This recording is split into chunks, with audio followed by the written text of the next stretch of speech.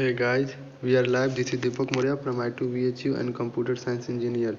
तो आज हम डिस्कस करने वाले हैं जो आपका एग्ज़ाम आ रहा है 2021 के लिए। तो उसी के लिए कुछ क्वेश्चन डिस्कस करने वाला है। केमिस्ट्री का जो प्रीवियस ईयर में पूछा गया है वो सारे यहाँ पर डिस्कस करेंगे। तो आप लोग थोड़ा ध्यान से देखिएगा। ये टारगेट बोर्ड एग्ज़ाम 2021 के लिए है और ये बोर्ड एग्ज़ाम के लिए VVI जितना भी होगा VVI और पिछले कई वर्षों में जो पूछा गया है लगातार जो अपना वेटेज दिखाया है उसी को यहाँ पे लिए हैं, वही ओनली फॉर वही है।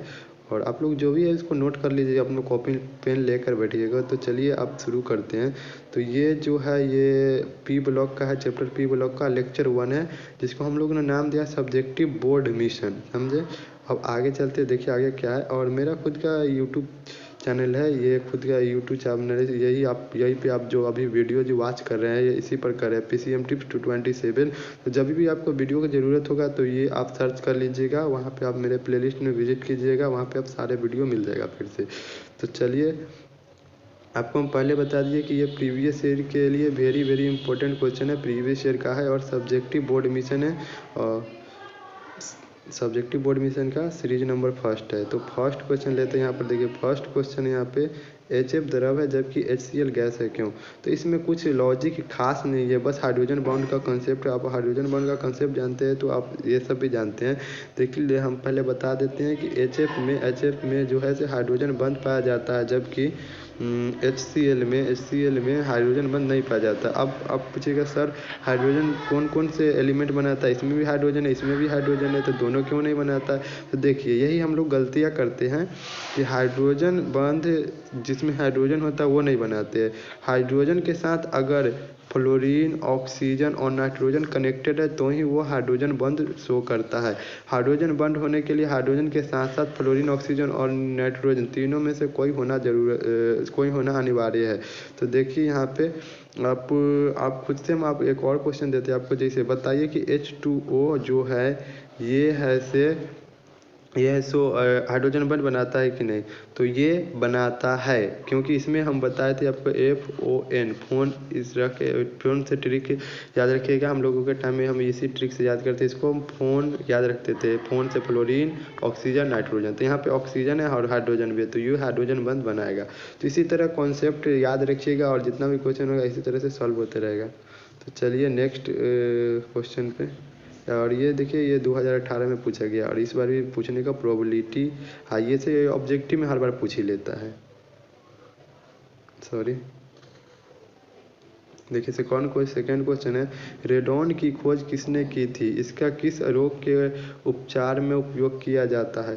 तो रेडॉन की खोज डार्विन ने किया था और इसका उपयोग कैंसर के उपचार में किया जाता है। ये VVI है।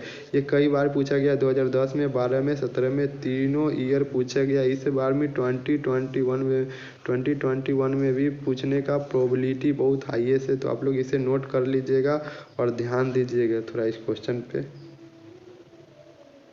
नेक्स्ट क्वेश्चन चलिए लेते हैं। नेक्स्ट क्वेश्चन, उत्कृष्ट गैसों की अक्रिय होती है, इसके द्वारा बनाए गए दो यौगिक का नाम लिखे। तो उत्कृष्ट गैस क्यों अक्रिय होता है? इसका मुख्य कारण है कि इसके जो बाहरी कक्षा होते हैं वो पूर्णतः भरे होते हैं। जैसे आप हीलियम के ले लीजिए तो इसके बाहरी कक्षा पूर्णतः भरे होते हैं। आप नियोन के लीजिए जिसका बाहरी कक्षा पूर्णतः भरे होते हैं, जिसके कारण यह किसी भी यौगिक से, किसी भी एलिमेंट से रासायनिक क्रिया नहीं कर पाता है। तो इसीलिए यह अक्रिय का मतलब ये होता है जो किसी भी यौगिक, किसी भी एलिमेंट से रासायनिक क्रिया करके कोई भी यौगिक नहीं बना पाता है।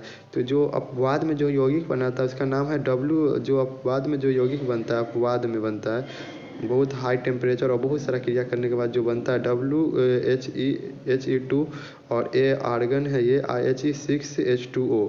तो ये भी इम्पोर्टेंट है, वेरी इंपॉर्टेंट है। और ये 2010 में, 13 में, 19 में पूछे, इस बार भी पूछने का प्रोबेबिलिटी हाईएस्ट है। तो आप लोग ध्यान दीजिएगा इस पर। चलिए नेक्स्ट क्वेश्चन देखते हैं।